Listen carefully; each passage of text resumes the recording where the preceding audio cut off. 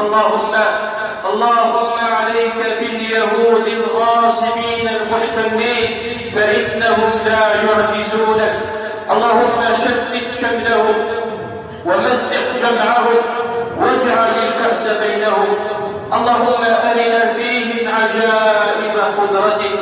اللهم سلط عليهم جندا من جندك. اللهم خذهم أخذ عزيز مقتدر.